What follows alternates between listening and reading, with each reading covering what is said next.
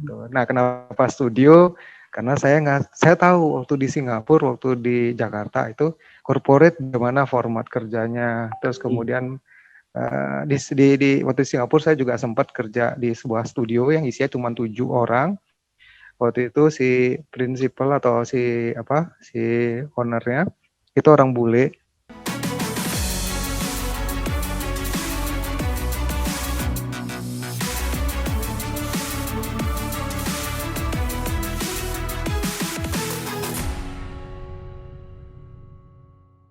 Akhirnya saya ngedesain itu.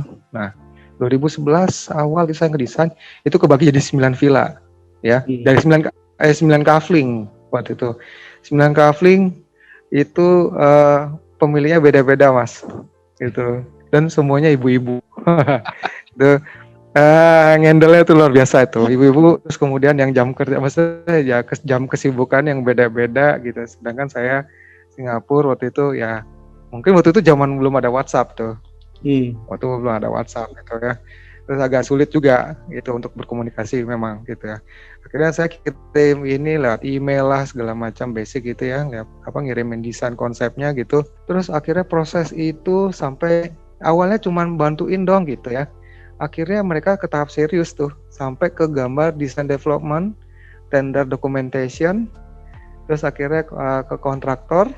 Nah, kontraktor dia lagi mempersiapkan semua ABQ ya, Bill of Quantity.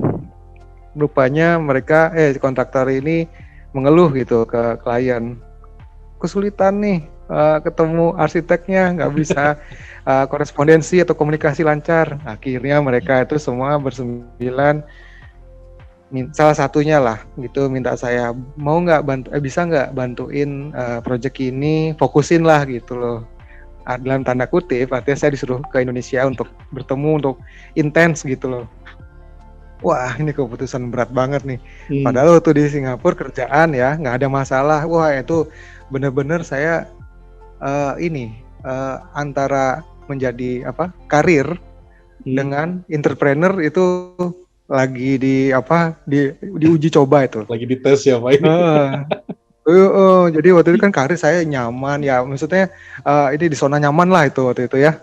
Oke, terus akhirnya ya udah saya 6 bulan pulang ke Indonesia waktu itu. Nah, itu cutinya itu extend tuh, gila nggak? Cuti extend. Untung di kantor nggak luar biasa waktu itu, nggak tahu dikasih aja gitu 3 bulan cuti coba. Tapi yang terakhir unpaid leave istilah kalau di sana ya. Jadi saya bilang nggak bagus sih. Itu bilang ada menyelesaikan urusan keluarga waktu itu. Saya bilangnya. Nah udah itu ya udah. Tiba-tiba saya ada job project potensi project lain lagi di Bali tawarin, terus kemudian di Jakarta juga ada di Kemang gitu. Nah mereka tuh nanya ini nama bironya apa gitu.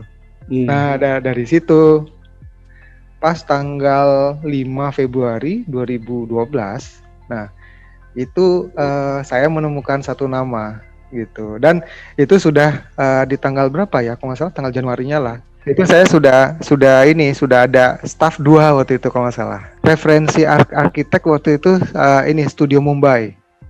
Ya mungkin pada tahu ya Studio Mumbai ya. Angkatan jadul tahu harusnya Pak. Studio Mumbai itu ini loh vernacular architecture kontemporer bagus banget kalau. Nah itu dia sangat berfilosofi tentang Sanskrit, istilah tentang India itu ya, Sanskerta gitu ya. Saya mencari istilah itu, saya nemuin somya gitu. Artinya ada istilahnya dari sesuatu hal yang buruk menjadi lebih baik gitu.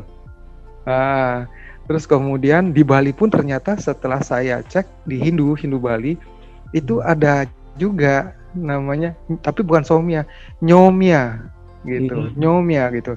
Nyomya itu dari level yang dia roh-roh yang kotor dibersihkan menjadi roh yang bersih gitu loh. Terus kalau di architecture saya berfilosofinya dari tanah kosong menjadi sebuah bangunan yang ideal atau baik. Gitulah filosofinya Somya. Ya gitu ceritanya. Jadi saya nyamain Somya Design Studio gitu. Nah, kenapa studio?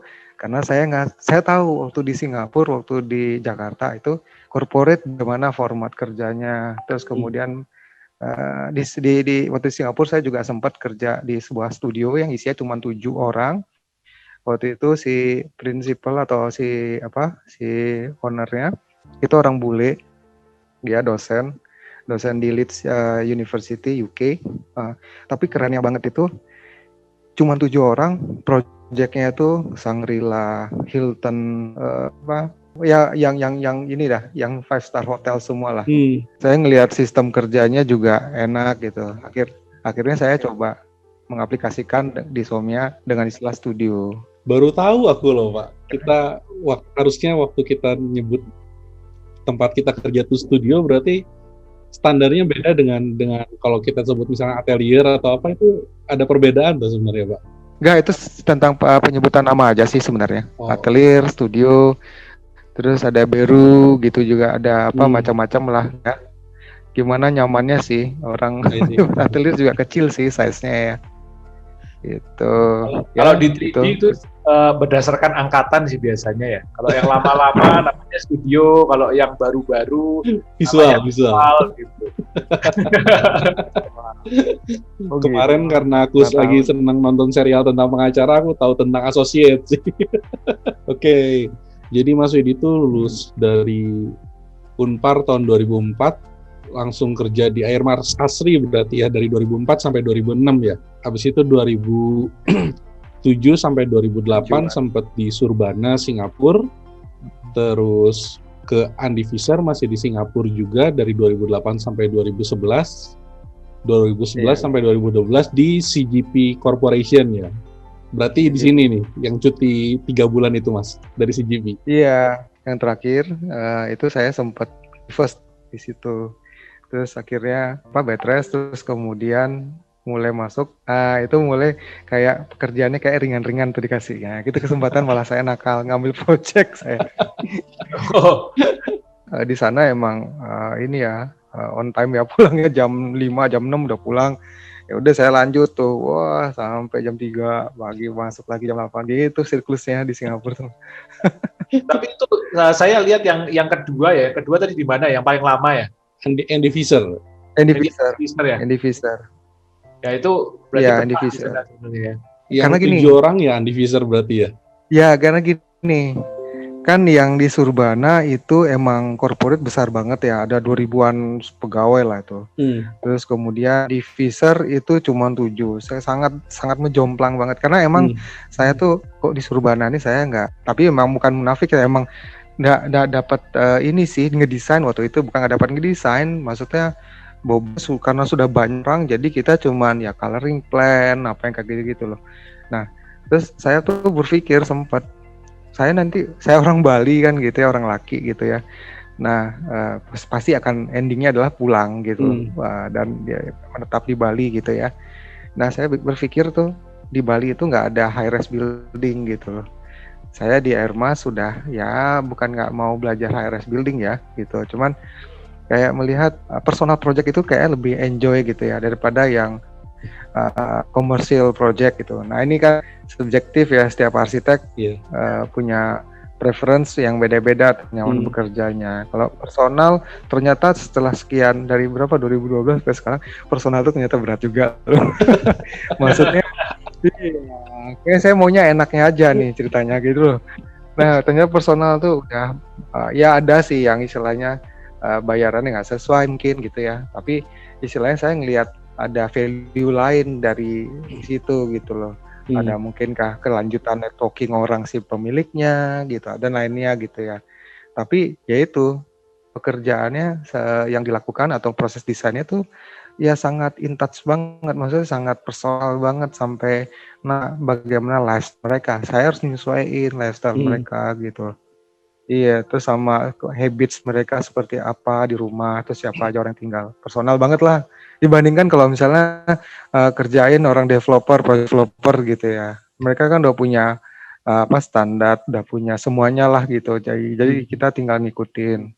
If you love this video and brought value to you, please share, like, subscribe to the channel and tag your friends and leave a comment. And my name is Ronaldo from 2G Studio, and I'll see you on the other video.